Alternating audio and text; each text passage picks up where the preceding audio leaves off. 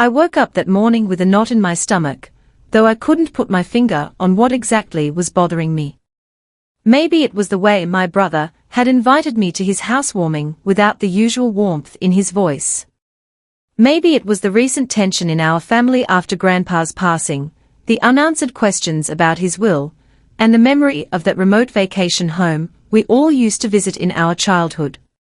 Grandpa and I were always close. We spent hours on the porch of that little lake house, counting fish in the water and throwing bread to the ducks. My brother never seemed to enjoy those trips. He always said the house was too small, too rustic. But ever since Grandpa passed away, the entire question of inheritance had been shrouded in silence. Now, as I drove toward my brother's newly purchased suburban place, I tried to calm my nerves by taking deep breaths, though my fingers still gripped the steering wheel so tightly my knuckles ached. The sky had turned a heavy grey, as if it, too, anticipated a storm. When I arrived, I noticed that the neighborhood was an upscale development with pristine lawns and towering hedges. My brother had obviously done well for himself. Cars lined the street, and the hum of chatter drifted from his backyard. Instead of using the front door, I circled around, following the sound of voices. My brother, dressed in an expensive-looking sweater, greeted me with a stiff smile. I could feel the tension in his posture, see the slight twitch in his eyebrows. He led me inside to a wide living room filled with guests, friends, co-workers, and some relatives I recognized. Everyone seemed to know that something important was about to happen, because there was an almost ceremonial hush in the air. With a single gesture, my brother turned down the music. A cold wave rushed through me. He rarely commanded attention like that unless he was about to pull some stunt. He cleared his throat and announced how grateful he was to have everyone there to celebrate his new start. Then he mentioned Grandpa. My heart squeezed as if caught in a vice. It hadn't even been 2 months since the funeral, and my emotions were still tangled in grief. My brother locked eyes with me for a split second, then looked away, as if ashamed or maybe triumphant. He continued in a loud, self-assured tone that Grandpa, in his final will, had made an important decision about the family's vacation home by the lake. My pulse hammered. That place was so sacred to me I could barely breathe whenever anyone brought it up. Grandpa had told me often, in small hints and half-laughing remarks, that I'd be the one to keep it if he ever left this world. He said I was the only one who truly loved the old cabin for what it was, rather than the land it sat on. And yet my brother was speaking as though something else had happened.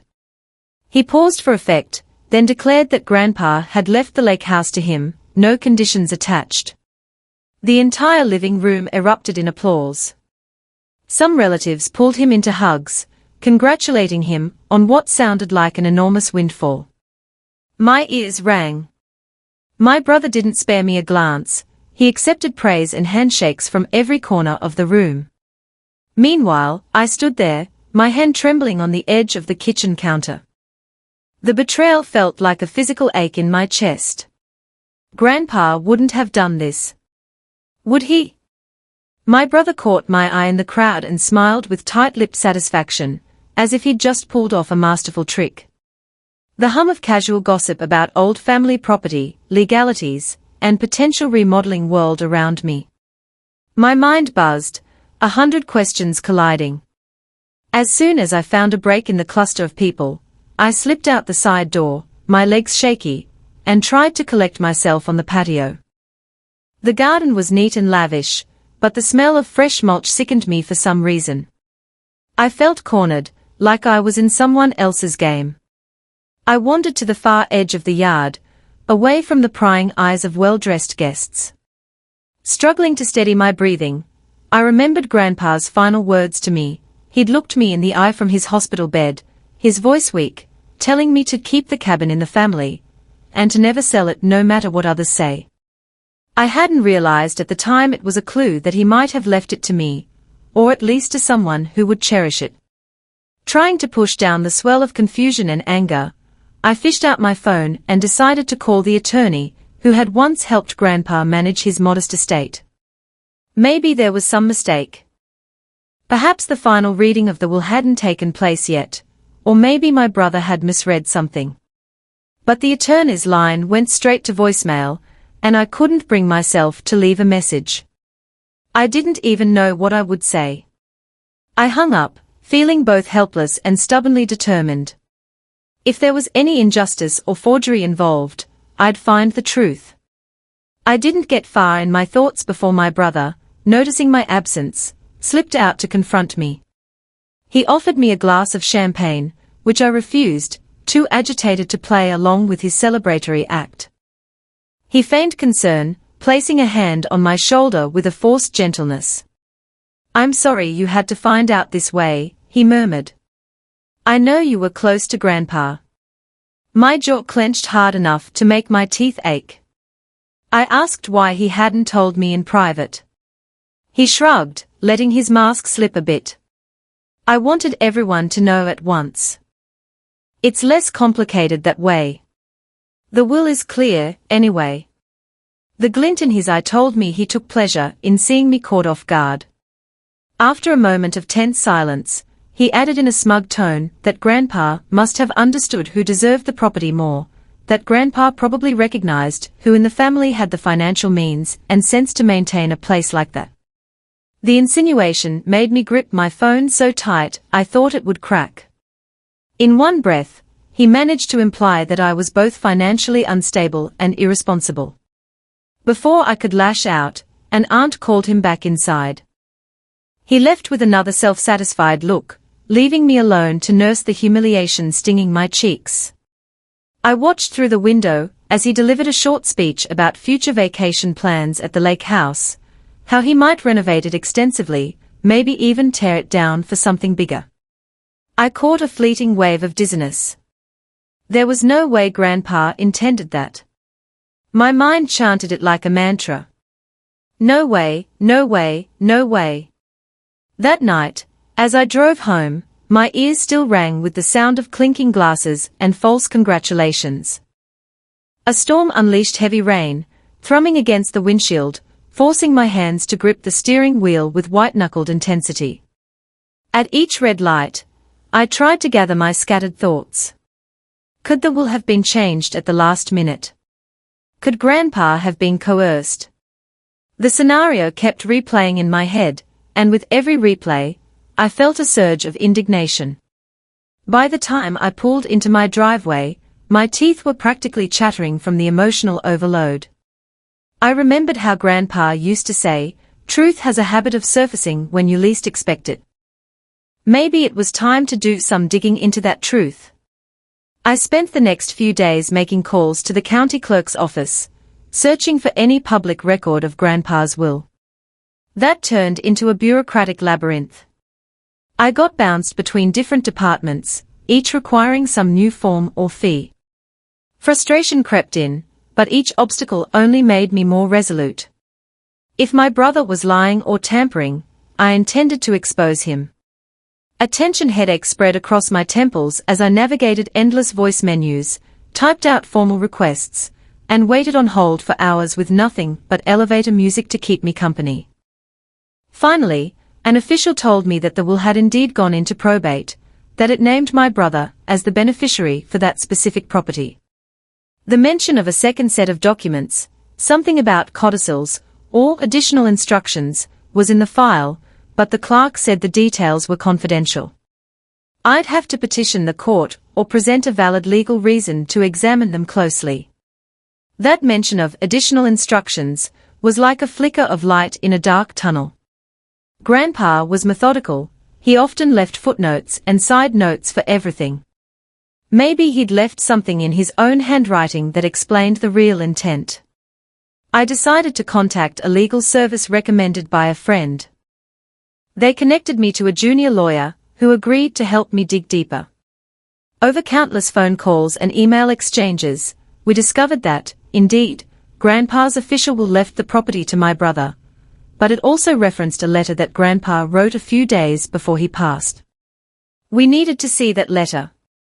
My lawyer explained we'd have to file a motion to access sealed documents in probate court. The legal fees alone made me wince. But every time the cost made me hesitate, I remembered the expression on my brother's face, that sneering edge of triumph, and my body burned with the need for justice. When we finally got a hearing date, my hands shook as I walked into the courthouse. The place had the typical sterile hush I always associated with government buildings. My lawyer took me aside and spoke in a hushed tone, preparing me for the possibility that the court might deny us if we couldn't show good cause to question the will. The sense of uncertainty gnawed at my confidence, but I forced myself to stand straighter. A hearing officer listened to our arguments, that the mention of additional instructions implied a discrepancy that needed clarification. My lawyer pointed out that Grandpa's mental state near the end could have been manipulated. Meanwhile, my brother's counsel, someone I recognized from a powerful local firm, argued that we were on a fishing expedition, that we lacked any concrete evidence of wrongdoing. It felt surreal, seeing my brother sit across the room, his face set in a mask of polite indifference. He refused to meet my eyes. In the end, the hearing officer said we didn't have quite enough for a full disclosure, but he did allow my lawyer to submit a formal request for in-camera review of any codicils. If the court found something relevant, they'd discuss it with both parties in a private session. My brother's side looked displeased but kept quiet. My heart hammered so loudly in my ears that I barely heard the rest of the instructions. This was a small victory, or at least a step forward. The next step was waiting. And waiting. The legal system dragged on, and each delay felt like an extra weight strapped to my chest. During this limbo, I found myself increasingly haunted by memories of the lake house. Nights spent reading by the fireplace, days learning how to fish with Grandpa's battered old rod. Every keepsake, every anecdote reminded me that something essential had been stolen, not just physically but emotionally. My frustration found an outlet in frantic research. I tried to find old letters Grandpa wrote, pictures of him with that property. I even rummaged through dusty boxes in my attic for any clue that might reinforce my claim. After nearly 3 weeks of this limbo, my lawyer received a call that the court had looked at the sealed documents. There was indeed a handwritten note from Grandpa with instructions about the property, but the wording was vague. They invited us, both my brother and me, to a closed hearing to interpret it. My nerves buzzed with conflicting emotions, hope, dread, anticipation. When I told my brother that we were scheduled for a second hearing, he just scoffed over the phone.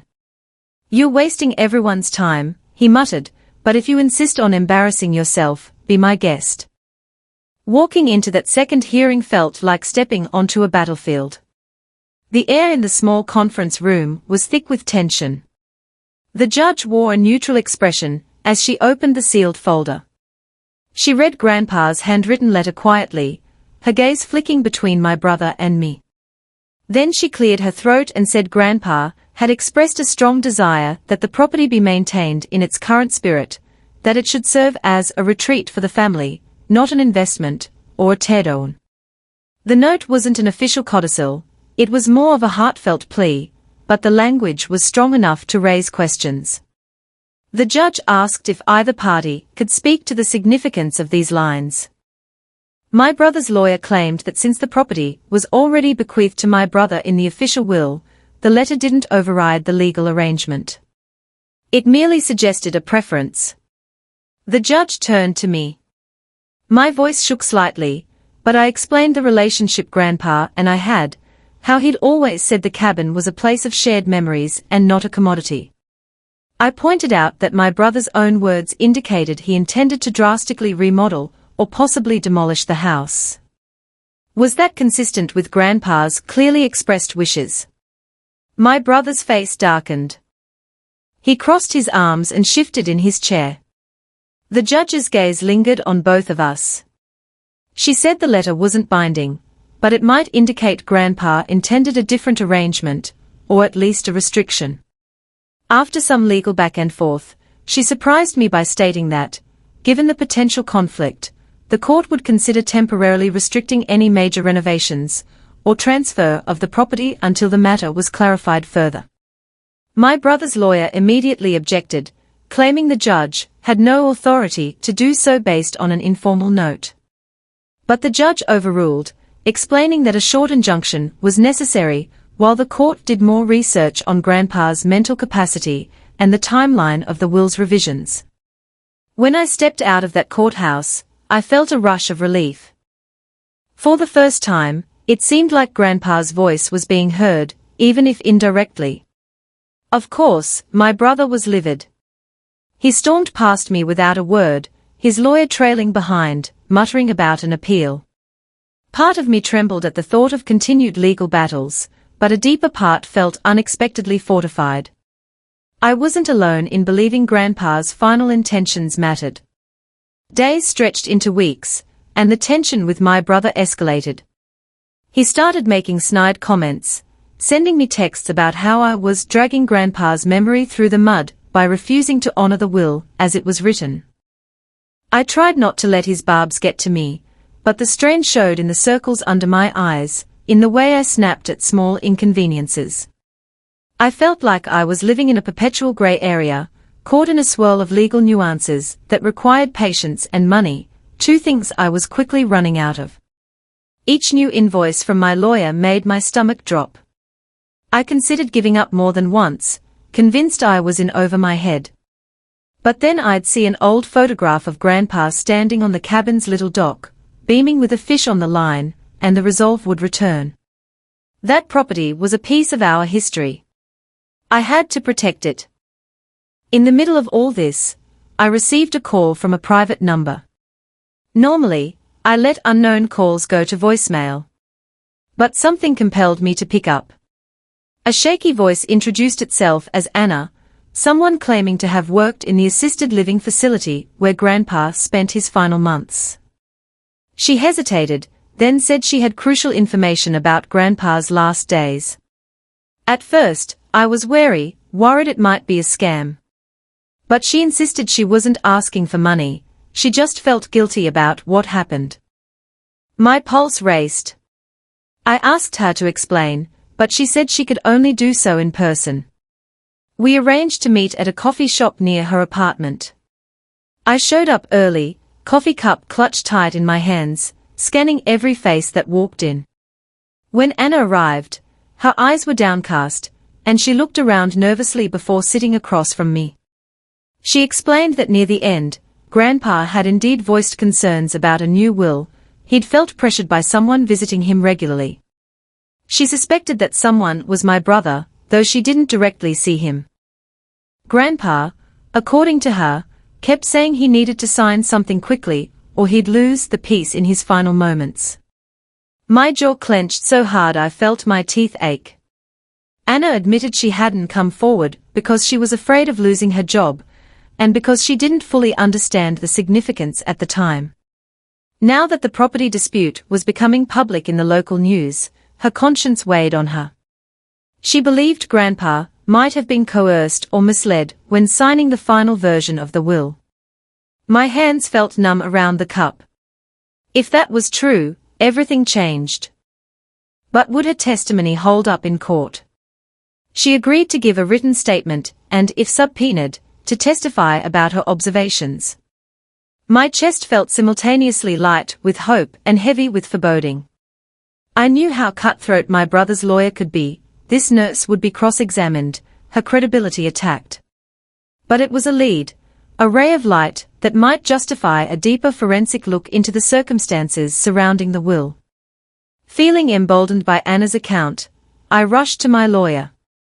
This time, we discussed filing a motion to challenge the will's legitimacy on grounds of undue influence. That was a serious, messy legal move. My lawyer cautioned that we'd need strong evidence, not just hearsay. I told him Anna was willing to testify, that we might find more staff from the facility who noticed something off. This opened a new dimension to the case. It wasn't just about Grandpa's letter, it was about whether the entire last will had been altered under pressure. We prepared arguments, affidavits, and filed the motion. The judge set a new hearing, A more formal one that could lead to the case being fully litigated in front of a probate judge rather than just handled in preliminary sessions. My brother, upon learning this, escalated his tactics.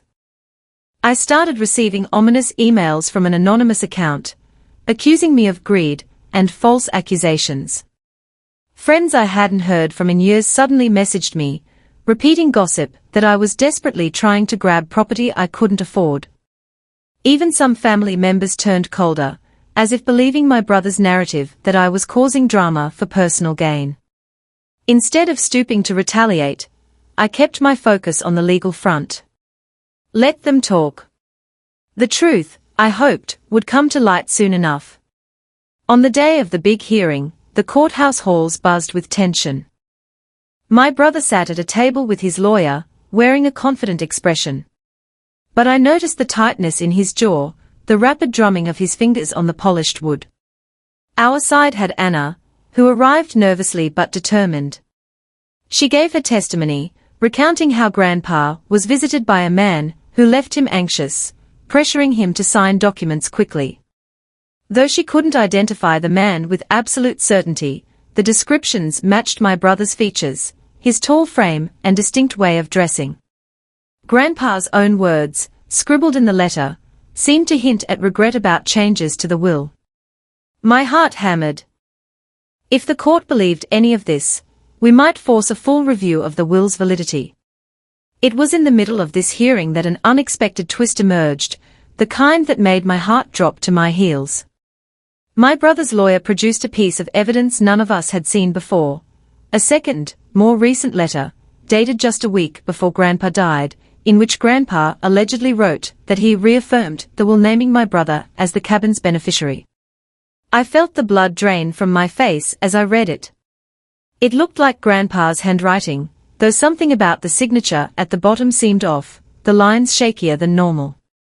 My brother's lawyer stated that if undue influence had been applied earlier, this letter proved Grandpa later made his own choice, free of any pressure. The judge lifted an eyebrow, scrutinizing the document. Doubt rushed into my thoughts. Had Grandpa signed this letter for real? Or was it another manipulation? My lawyer requested a forensic analysis of the signature. However, the court warned that if the letter was confirmed authentic, it would deal a huge blow to our undue influence claim. I felt a wave of nausea. How had my brother gotten hold of such a letter? And why hadn't it been included in the initial probate file? I was rattled. My brother's lips curved into the slightest smirk, as if he had just pulled out a trump card. The hearing adjourned with the court ordering a handwriting expert to examine both letters, Grandpa's heartfelt note about preserving the cabin for the family, and this newly presented letter reaffirming the will in my brother's favor. That night, I barely slept. My back ached from tension, and I found myself pacing the living room, trying to piece together the timeline. If Grandpa really had changed his mind multiple times, we risked having no recourse. But if the new letter was a forgery, or if Grandpa wasn't in a sound state to sign anything, then we still had a path. For once, I allowed myself a few tears, frustration pouring out like a flood I couldn't hold back. I could practically see my brother's smug face, the same expression he wore at that housewarming party. It fueled me to keep fighting, no matter how bleak things seemed. In the weeks that followed, the forensic process was painstaking and slow. Experts requested more samples of Grandpa's handwriting, older letters, documents he'd signed over the years. My brother and I each submitted everything we could find. Every new piece of evidence came with a sense of dread. What if the experts decided that letter was authentic beyond any doubt? During this time, I received a phone call from one of Grandpa's old fishing buddies. He had read about the legal dispute in the local paper. He mentioned that Grandpa confided in him just a month before passing, worried that my brother only cared about the money tied up in that land. The friend offered to give a statement about Grandpa's concerns. While that might not be hard evidence in court, it strengthened my resolve. It meant that the Grandpa I knew, the one who valued the cabin's rustic charm, hadn't changed. That knowledge kept me afloat through the next wave of waiting. Finally, the handwriting expert submitted a detailed report. The judge called a meeting. My heart pounded so fiercely I thought I might faint in the hallway before the session began. Once we were all seated, the judge summarized the findings. Grandpa's signature on the newly presented letter was highly questionable, with unusual stroke patterns that didn't match his natural writing, even with his deteriorating health accounted for. There were discrepancies that suggested either a traced signature or a partial forgery. My brother's face went pale, and his lawyer scrambled to argue that Grandpa could have been having a bad day physically, or that the pen might have been skipping ink. But the judge looked unconvinced. She mentioned that this new document might be fraudulent and that, given the suspicious nature of it, the entire validity of the will now had to be investigated more thoroughly. My heart soared with both relief and anger. Relief that the truth might come out, anger that my brother would stoop so low as to present a possibly forged letter in court. The judge set a date for a final probate trial, indicating that she was seriously considering whether the last will should be partially or completely invalidated. My brother's lawyer looked like he'd swallowed something sour. The threat of a fraud investigation hovered over us all, and I finally saw genuine fear flicker across my brother's face.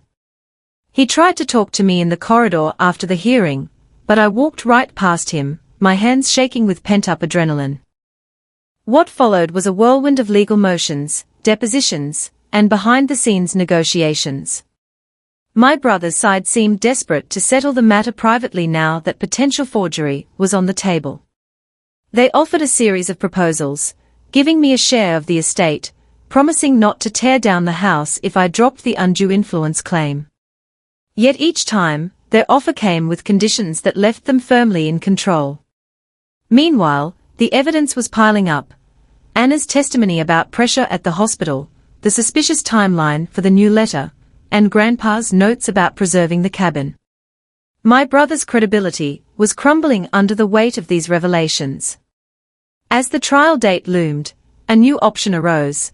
The judge suggested mediation to see if we could reach a settlement without a lengthy public trial. Both sides agreed, if only to avoid more legal fees and media scrutiny.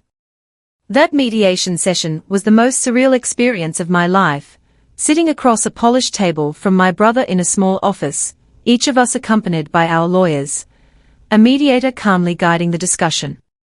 My brother barely looked at me until the mediator asked him to speak directly. His voice was tight with bitterness, and I could see the tension in the way he tapped his pen on the table. He insisted Grandpa had changed his mind, that I was too sentimental about a piece of property that was, in his opinion, practically worthless unless you tear it down. His words stung like a slap. I stared at my hands, remembering Grandpa's gentle laugh and the way he used to say the cabin was priceless because of the memories it held. Eventually, the mediator asked me what I truly wanted. I said I wanted the house kept intact, that I was willing to buy out my brother's share if it came to that. My brother seemed taken aback, as though he never considered that I'd put up real money for that property, even if it meant a bank loan I'd struggle to afford. Negotiations dragged on for hours. My brother's lawyer pulled him aside repeatedly. Finally, with exasperation seeping through, they proposed that if I dropped all claims of forgery and undue influence, my brother would sign over the house to me. But the kicker was a stiff financial demand. He wanted a sum that was nearly double the property's assessed market value. My lawyer nearly choked at the mention. My heart sank. I realized it was a cunning trap. If I couldn't pay, he'd remain the owner by default. I left that mediation session with shaky legs and a pounding head. My lawyer advised me to think carefully. Accepting that deal meant burying the forgery allegations, letting my brother off the hook for unethical, possibly criminal behavior, but it also meant securing the lake house, preserving Grandpa's legacy. Could I even raise that much money? I'd need to take out a second mortgage on my current home, or a massive bank loan. It would leave me financially precarious. But at the end of the day, I had to decide whether clearing Grandpa's name through a trial was more important than guaranteeing the property's future. It felt like a lose-lose scenario. I spent a sleepless night at the kitchen table, scribbling potential budgets, searching for loan calculators online, calling old friends and family members for advice. Many told me to let it go, that it wasn't worth risking my financial stability for an emotional attachment. Others said I should fight in court to expose my brother's scheme. My gut twisted with indecision. Morning light streamed through the windows as I came to a decision. Grandpa always taught me that family heritage and memories matter more than a short-term fight. If the property was lost to me, everything else was moot. I could always rebuild my finances. I couldn't rebuild the cabin once it was destroyed. So I called my lawyer and said I'd accept the settlement, provided we could reduce the price slightly. My brother grudgingly agreed to a marginal discount, which was still exorbitant. That afternoon, we signed the papers. I dropped all forgery claims, and in return, he transferred the deed. My hand trembled as I wrote out the initial check for the down payment, a sum that drained most of my savings. Inside, my emotions churned, relief to finally have control of the cabin, anger that my brother walked away with a financial windfall, sadness that so many wounds had opened in my family. In the weeks since, I've been drowning in paperwork, juggling multiple side gigs to manage my new mortgage, and pouring my heart into restoring Grandpa's cabin. The first time I opened that creaky wooden door, I felt a wave of bittersweet nostalgia. The living room looked exactly as I remembered, a layer of dust on the old rocking chair, the faint smell of cedar from the walls. I set down my bags and just stood there for a long moment, letting memories flood back. Grandpa's presence felt so strong I half expected him to walk in, whistling a tune. Tears gathered in my eyes, but they were tears of acceptance and gratitude, not regret. Not everything is perfect. I feel the financial pinch every day, and my relationship with my brother is in shambles. He moved on to other ventures, apparently uninterested in discussing the cabin's future anymore. Part of me still resents him, for the manipulation, for the cruelty of announcing the inheritance at that party in front of everyone. But another part of me knows carrying resentment will just poison my life. I can't pretend to forgive him yet, but maybe time will soften the edges. For now, I focus on small repairs, fixing a loose floorboard, repainting chipped window frames, and on honoring Grandpa's final wish, to keep this place alive with family spirit. Sometimes I invite a few cousins over to fish off the dock, share stories, watch the sunset. Those moments remind me why I fought so hard. The cabin stands as proof that love of heritage can prevail over greed, even if it requires sacrifices that leave your bank account drained and your heart bruised. I share this story so that others might understand how complicated inheritance can become when money and hidden agendas mix.